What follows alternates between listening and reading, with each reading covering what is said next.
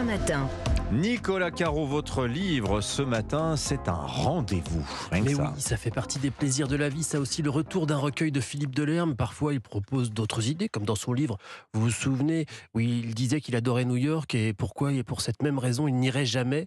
Mais quand même, depuis la première gorgée de bière, il publie régulièrement un recueil de textes courts où il explore les plaisirs minuscules. Alors c'est le cas de celui-ci qui s'appelle Instant suspendu au pluriel. Au seuil, une quarantaine de textes qui s'intéressent donc à ces moments éphémères qu'on connaît forcément, mais auxquels on ne fait plus attention. Sortir du tunnel, par exemple, quand vous êtes dans un train, on était dans l'obscurité avec un son assourdi et soudain, vlan, le bruit a changé, il est plus ouvert, le paysage éclate tout à coup un peu plus loin.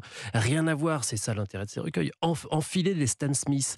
Et au passage, l'histoire rapide de Stan Smith, le tennisman des années 70, complètement oublié, mais célébrissime à cause de ses chaussures. Ouais. Il est toujours en vie d'ailleurs.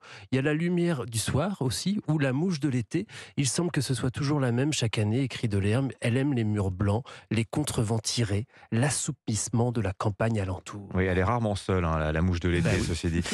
Bon, ce sont des observations du monde, en fait, de la vie. Mais avec un œil poétique. Voir ce qu'on ne voit plus, comme le texte « La veste sur l'épaule », comme Belmondo dans « À bout de souffle » qui marche aux côtés de Gene Seberg, veste sur l'épaule, donc, en la tenant avec désinvolture. On peut aller jusqu'à mettre la main dans la poche, éventuellement, en bras de chemise, pour revendiquer, écrit Delerme, qui exagère exprès, pour revendiquer qu'on est un affranchi, un homme sensible à l'atmosphère aussi, au marronnier en fleurs, au désir d'échapper au carcan. Ok, boomer. On parle photo aussi, l'instant suspendu par excellence, la photo. Ou celui-là, j'adore, choisir sa religieuse, pas la nonne, le gâteau. Ce moment, cet instant, quand on hésite café entre au chocolat, religieuse café ou chocolat. La plupart choisissent celle au café, dit Delerme, parce que c'est plus chic et c'est comme ça. Ou un dernier, le moment où quand il fait froid dehors, qu'il pleut même, et que vous regagnez la voiture. Vous savez, vous êtes parti sur la côte, vous baladez, et puis vous n'avez pas fait attention, le vent s'est levé, la pluie a commencé à tomber, et donc vous commencez tout doucement à courir crescendo vers la voiture, le parking arrive, enfin la voiture, vous vous y réfugiez et vous rentrez, vous claquez la porte, c'est cet instant précis, réfugié à l'intérieur où vous soupirez. Ce n'est pas possible, je cite encore, de se sentir aussi bien, aussi vite, juste après avoir été si mal. On soupire encore, on fait mine de s'ébrouer sans plus la moindre nécessité. On pourrait revenir au monde en allumant l'autoradio.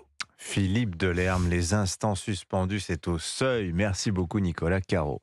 Héloïse Goua, vous nous conseillez aujourd'hui une mini-série australienne avec, s'il vous plaît, Madame Sigourney Weaver. Les fleurs sauvages, c'est le titre de cette très belle série adaptée du roman du même nom de Holly Ringland. Elle est produite par l'équipe de Big Little Lies et de Nine Perfect Strangers. Ça vous donne déjà une petite idée du niveau. Bon. En revanche, je vous préviens tout de suite, si vous n'avez pas trop la pêche en ce moment, attendez peut-être un petit peu pour regarder Les Fleurs Sauvages, parce que même si cette série est sublime, il s'agit d'un drame familial, un vrai, c'est pas la poilade.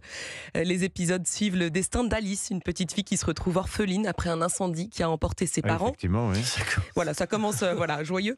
Elle est recueillie par sa grand-mère June, Sigourney Weaver donc, dans un endroit a priori très poétique, une ferme à fleurs à l'adresse secrète. Il y a pas mal d'habitants dans cette ville qui sont contre l'idée que des femmes puissent diriger une ferme. Ils n'apprécient pas qu'on vive coupé du monde et qu'on soit différente.